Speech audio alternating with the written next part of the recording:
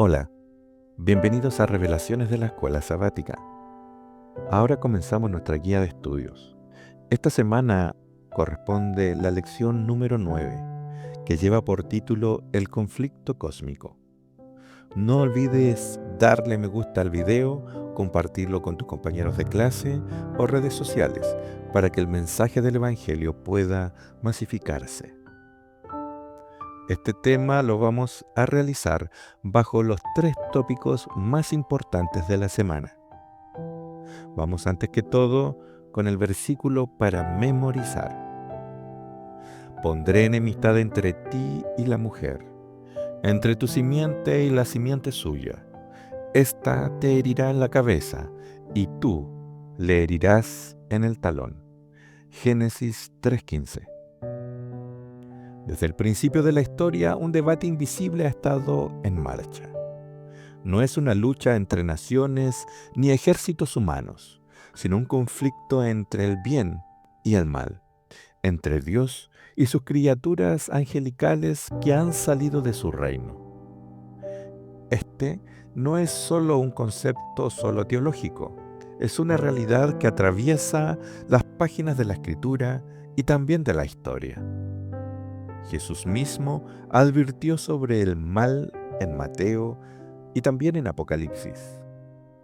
Nos revela escenas de pugnas en los cielos. Sin embargo, a pesar de su importancia, muchos han ignorado o rechazado esta verdad fundamental. Pero aquí está la pregunta. ¿Podemos entender este conflicto a través de la Biblia? El reino de Dios se ha hecho camino, atravesando el reino de la oscuridad. Cada milagro de Jesús, cada palabra suya, cada evento en la historia de la redención apunta a esta lucha espiritual. Hoy nos vamos a sumergir en este tema crucial y vamos a responder 2 preguntas esenciales. ¿Dónde enseña la Escritura que existe un conflicto entre el reino de Dios y el reino de Satanás? ¿Y cuál es la verdadera naturaleza de esta batalla según la Biblia? Prepárate porque lo que descubrirás en este estudio puede cambiar tu perspectiva para siempre. Los 3 tópicos de esta semana son los siguientes. Número 1. El enemigo hizo esto. Número 2. El origen del mal en el cielo y la tierra. Número 3. Adoración y la naturaleza del problema. Vamos con el primer tópico, el enemigo hizo esto. Les leo Mateo 13, 24 al 27. Dice, les refirió otra parábola diciendo, el reino de los cielos es semejante a un hombre que sembró buena semilla en su campo. Pero mientras dormían los hombres, vino su enemigo y sembró cizaña entre el trigo y se fue. Y cuando salió la hierba y dio fruto, entonces apareció también la cizaña. Vinieron entonces los siervos del padre de familia y le dijeron, Señor, ¿no sembraste buena semilla en tu campo? ¿De dónde, pues, tienes cizaña? Jesús cuenta la historia de un agricultor que siembra solo semillas buenas en su campo. Sin embargo, la cizaña brota entre el trigo. Al ver esto, los criados del propietario le preguntan, Señor, ¿no sembraste buena semilla en tu campo? ¿Cómo pues tienes cizaña? Esto se asemeja a la pregunta que se oye a menudo acerca del problema del mal. Si el mundo era perfecto cuando salió de las manos de Dios, ¿por qué hay maldad en él? La posibilidad del origen del mal solo tiene cabida en las libertades que el Creador da a sus criaturas. Ahora, por otro lado, no siempre cuando la Biblia dice enemigo o Satanás, se refiere al ser angelical caído que nosotros imaginamos. Ese es un preconcepto de nuestra cultura. Lo que debemos aprender es qué entendían los escritores de la Biblia como tal y cómo podemos aprender de eso hoy en día. Por ejemplo, en el Antiguo Testamento la palabra Satán sale una veintena de veces, pero no más de 4 ocasiones puede aplicarse al ángel caído. Todas las demás están referidas al ser humano, porque la palabra en su significado esencial solo quiere decir enemigo o adversario. De esto les leo un ejemplo. Primera de Reyes 11:14 dice, y Jehová suscitó un adversario a Salomón, a Hadad, idumeo, de la sangre real, el cual estaba en Edom. La palabra traducida en el versículo como adversario es Satán en el original hebreo. En estricto rigor, el texto debió decir, y Jehová suscitó un Satán a Salomón. Por eso, no siempre donde leemos Satanás necesariamente se refiere al ángel caído. Todo dependerá del traductor de los textos y de la interpretación de los mismos. Por eso podríamos decir que no más de 4 ocasiones en el Antiguo Testamento se refieren a un Satán que podemos personificar. Ahora, podemos entender por qué Jesús le dice a Pedro, aléjate de mí, Satanás. Le está diciendo a Pedro que su expresión es contraria a los deseos del Maestro. Entender elementos de la cultura son necesarios para comprender estos textos. Ya más tarde, sobre el año 70 después de Cristo, cuando empezaron a escribirse los evangelios, ya la concepción del ángel caído era más consensuada dentro de los primeros cristianos, y de allí su uso en dichos escritos.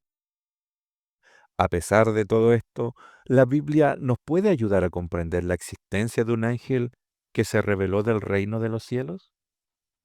En la parábola del trigo y la cizaña, el amo responde a la pregunta de su criado. Un enemigo ha hecho esto. Más adelante Jesús identifica al que siembra la buena semilla como el Hijo del Hombre, que es el propio Jesús, y explica que el campo es el mundo y que el enemigo que sembró la cizaña es el diablo. Esta respuesta, sin embargo, provoca la siguiente pregunta. ¿Quieres pues que vayamos y la arranquemos? En otras palabras, ¿por qué no desarraigar el mal inmediatamente?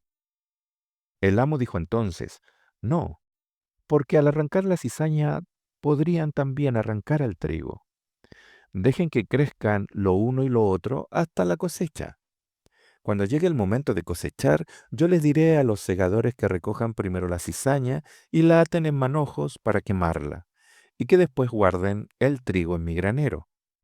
En esta historia podemos clasificar a Satanás en una persona sin lugar a dudas.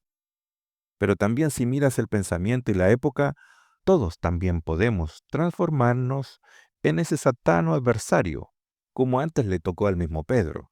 Si vamos contrario al Evangelio que el sembrador ha puesto en los corazones del mundo, las dos situaciones tienen peso y análisis.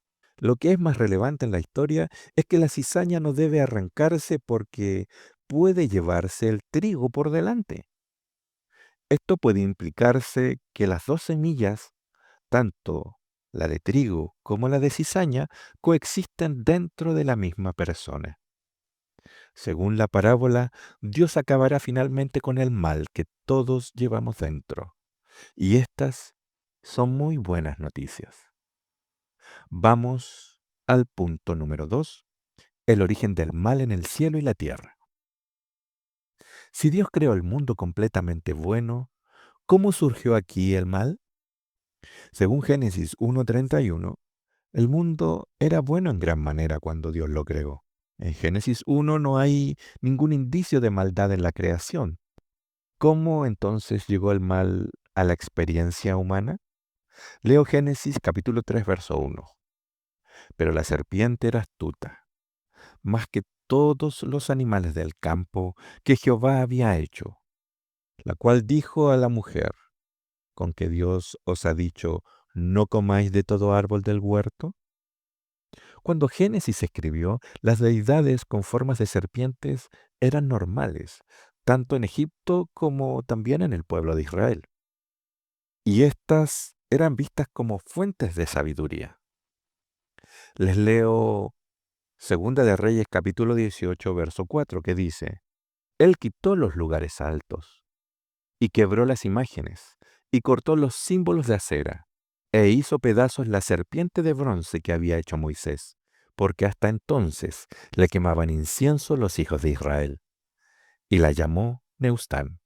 Ya más tarde, esta serpiente contraria al establecimiento del reino de Dios es llamada como Satanás, o Satán, o adversario, y con el pasar del tiempo se personifica en el ser angelical caído. De esto, Apocalipsis 12, 7 al 9 declara ya entrados en la segunda mitad del siglo primero. Dice lo siguiente: Después hubo una gran batalla en el cielo. Miguel y sus ángeles luchaban contra el dragón, y luchaban el dragón y sus ángeles. Pero no prevalecieron, ni se halló ya lugar para ellos en el cielo. Y fue lanzado fuera el gran dragón, la serpiente antigua, que se llama Diablo y Satanás, el cual engaña al mundo entero, fue arrojado a la tierra, y sus ángeles fueron arrojados con él. Ya pasado el tiempo, podemos madurar la idea. Alguien que se hizo pasar por Dios o alguna deidad convence a Eva que pensara en forma contraria a los designios del Creador. Eva se transforma sin notarlo en un Satán o adversaria, y por consiguiente Adán sigue el mismo camino. El texto de Apocalipsis nos revela de una batalla en los lugares celestiales, entre el dragón y Miguel. La palabra en griego traducida como batalla es polemus, desde donde viene la palabra polémica, y también puede ser aplicada al término debate o disputa de ideas.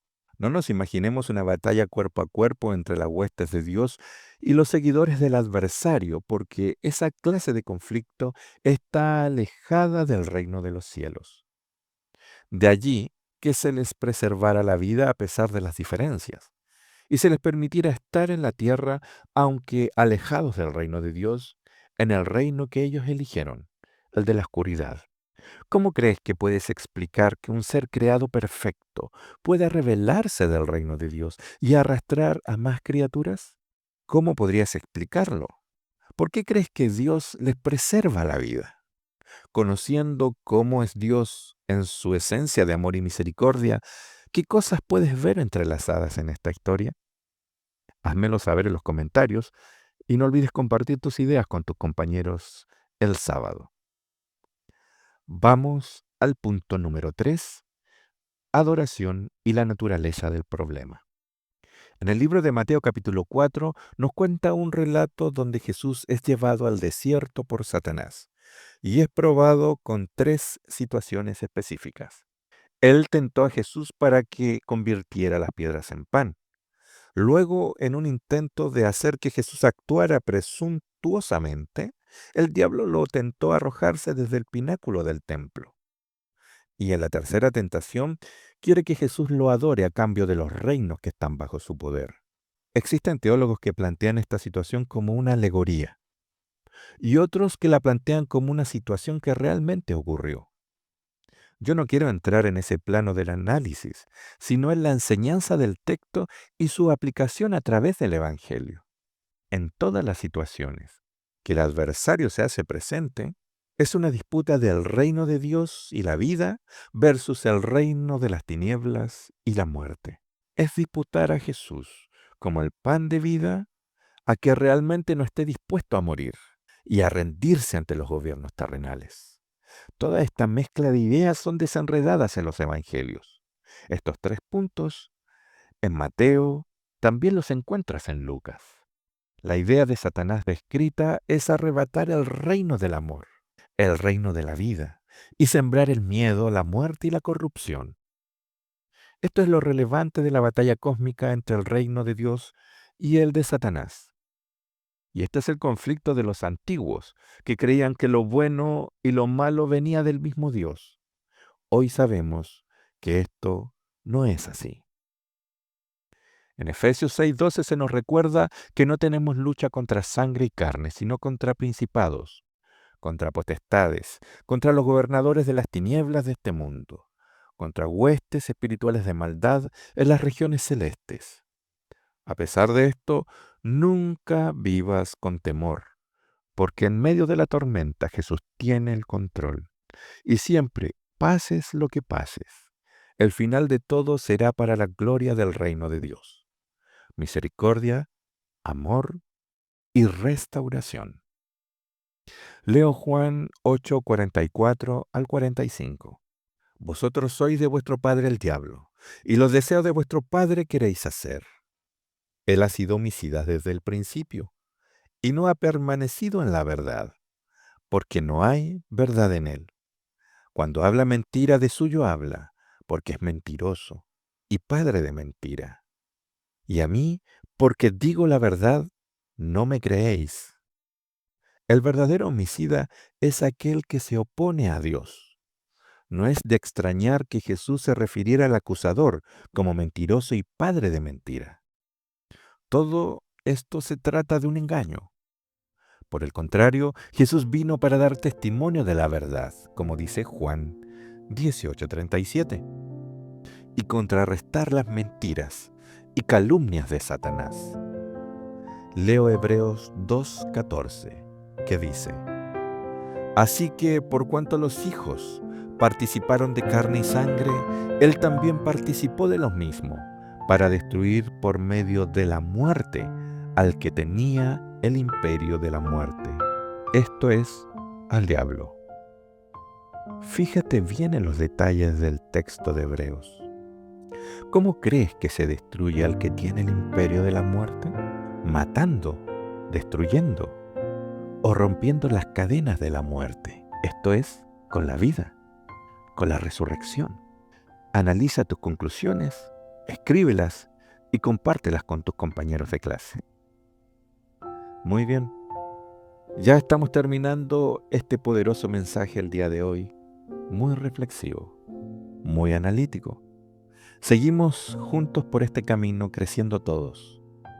Coméntame desde qué país me ves, comparte este video y dale me gusta. Espero con ansia nos encontremos en la lección número 10. Que el Señor te siga bendiciendo.